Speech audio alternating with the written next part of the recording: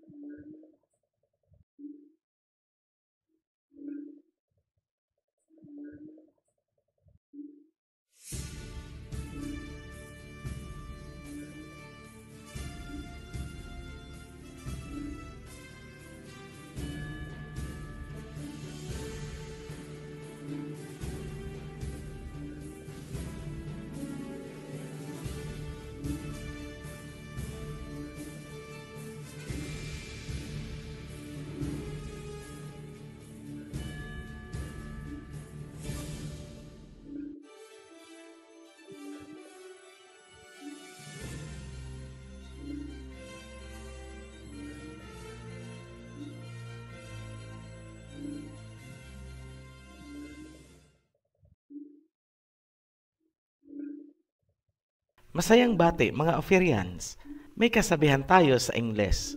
The deeper you look into the past, the more you will understand the future. Sa pag-aaral ng prophecy, sobrang mahalaga ang nakaraan. Kailangan munang lumingon sa nakaraan upang maintindihan ang hinaharap. Nasa Biblia po yan. What has been will be again. What has been done will be done again. There is nothing new under the sun. Ecclesiastes chapter 1 verse 9. Itong video ay revised version ng unang na-upload. Kinailangan nating alisin ang mga sensitive content at clips dahil may mga nasasaling ang sugat. Alam nyo na po ang ibig sabihin. Maraming umaaray at nagpoprotesta invoking community guidelines ng YouTube. Maraming nagre-request ng Gog at Magog kahit nasa kalagitnaan pa lang tayo ng Rivers of Genesis series. Kailangan po nating tapusin muna ang Rivers of Genesis at ang World Territories. Ngunit, ipinapauna na po natin itong Prelude Edition ng Gog at Magog upang inyong mapaghandaan ang serye. Marami tayong itutuwid na turo tungkol sa Gog at Magog simula sa salitang Israel. Yan ba ay tao o lupain? Alin ang tinutukoy ng Biblia kapag sinasabi ng Ama na, "My people, my Israel"? Balikan natin ang Genesis kung saan unang lumabas ang salitang Israel. Nakipagbuno si Jacob sa angel. Matapos niya itong matalo, sinabi sa kanya, "Mula ngayon, hindi ka natatawaging Jacob, kundi Israel." Sa makatuwid, ang salitang Israel ay tumutukoy sa saling lahi mula kay Jacob at hindi sa isang lupain. Kapansin-pansin yan sa mga salita ng Ama kapag sinasabi niya na, "My people Israel." Yung mga tao ang tinutukoy at hindi ang lupain. Tandaan na ang totoong Israel ay nagmumula kay Jacob. Nasa Africa sila ngayon na tinawag sa Bible na "My remnants beyond the rivers of Cush." Ang kaalamang yan ang magtuturo sa atin kung saan ba talaga magaganap ang final showdown ng Gog-Magog. Nasusulat, "I will bring Gog and Magog to battle against my people to let them know that I am the Elohim of hosts." Ezekiel 38-39. Para madaling intindihin, tawagin natin ang lahi ni Jacob na tunay at ang mga nagpapanggap ay tawagin nating si artista. Ganito po ang plot ng istorya. Ang lupain na dapat sana ay para kay tunay ay inukupan ng mga artista. Galing po ang mga artista sa may Caspian Sea malapit sa paanan ng Ural Mountain na bahagi ng Gihon River. Ang bahaging yan ay ating ipapakita pagdating natin sa world territories. Tandaan natin na ang mga tunay ay lahing itim. Tanong lang po, sino po ba ang totoong tumugma at tumupad sa Deuteronomy 28? Ang tunay ba o ang artista? Siyempre, yung tunay. Bakit natin nasabi? Kasi po, yung tunay ang isinakay sa mga barko ayon sa Deuteronomy 28. Samantalang, ang mga artista ay isinakay sa train. Nagawang angkinin ng mga artista ang lupain ni Jacob gamit ang propesiya ng Deuteronomy 28. Iginiit nila na sila daw ang mga tao sa prophecy na yon. At dahil dyan, nakuha nila ang lupain ng mga tunay. Ibinigay ito sa kanila ng United Nations noong 1947. Tanong, nasaan na ngayon sina tunay? Nasa Africa. Nasaan naman sina artista? Nasa Jerusalem. Sila ang nag-i-enjoy ng limelight at maituturing ng mga celebrities of the religious world. Kaninong kapangyarihan nakasandal itong mga artista? Kina Gog at Magog.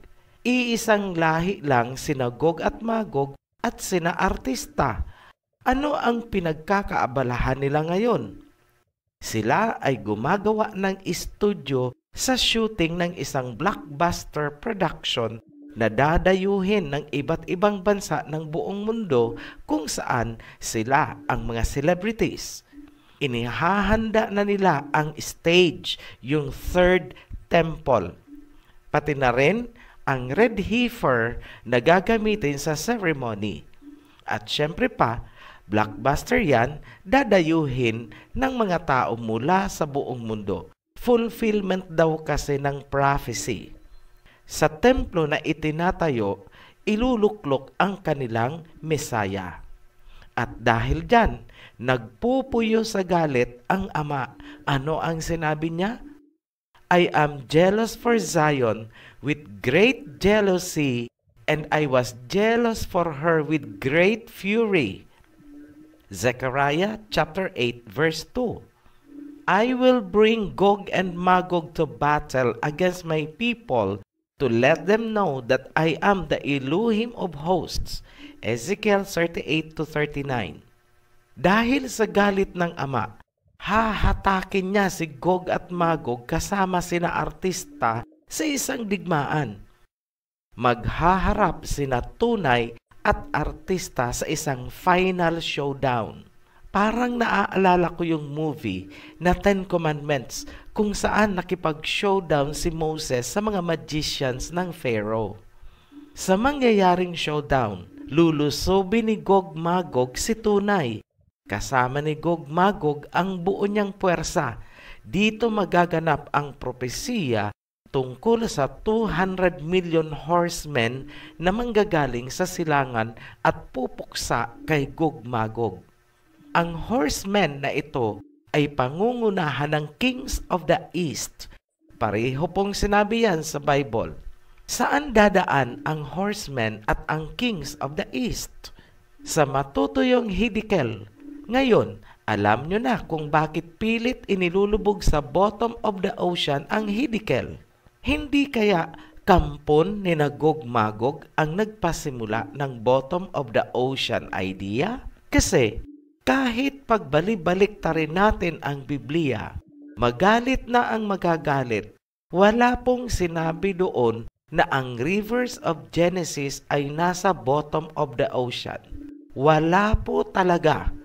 Kawawa yung mga believers na nag-aabang na matuyo ang Indian Ocean para matuyo din ang Hiddekel na nasa ilalim nito. At pagkatapos, doon sa mga guang ng Indian Ocean, magmamarcha ang mga kings from the east.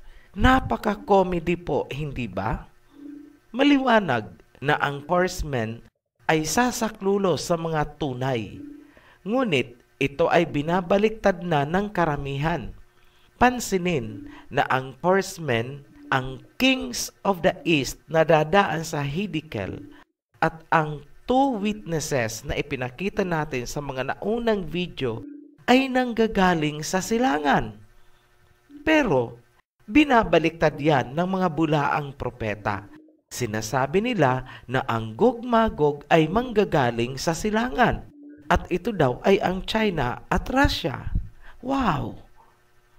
Abangan niyo po itong Gog-Magog series natin dahil tutumbukin natin kung sino ba talaga si Gog-Magog, saan magaganap ang sagupaan, at kung luluubin na makuha natin ang eksaktong lokasyon ay kung saan ililibing si Gog at Magog at itong kanyang puwersa. Payo namin sa mga nag-aabang, siguraduhin nyo lang po na maintindihan ang rivers of Genesis at ang ilalabas nating world territories dahil yan ang magiging landmarks. Dapat nyo rin kilalanin ngayon pa lang kung sino ang mga tunay na Hebreo na ipinakita natin sa King Solomon's Relation with Filipinos, Crispin and Basilio series, at ang Two Witnesses series dahil sila po ay mga tauhan sa Gog and Magog series. So, ibig sabihin, konektado po sila. Uulitin po namin. May kasabihan tayo sa Ingles, the deeper you look into the past, the more you will understand the future. Sa pag-aaral ng prophecy, sobrang mahalaga ang nakaraan. Kailangan munang lumingon sa nakaraan upang maintindihan ang hinaharap. Nasa Biblia po yan at ang nasasabi, what has been will be again. What has been done will be done again. There is nothing new under the sun. Maraming salamat po at magkita-kita ulit tayo sa pagpapatuloy ng ating mga videos. Peace and blessings to you. Mga kapatid, kung niyo pong napanood ang kabuuan ng video na ito at kung niyo pong nagustuhan ang mensahe at aral, paki-like, subscribe, and share po. Marami pong salamat. Be blessed. Shalom.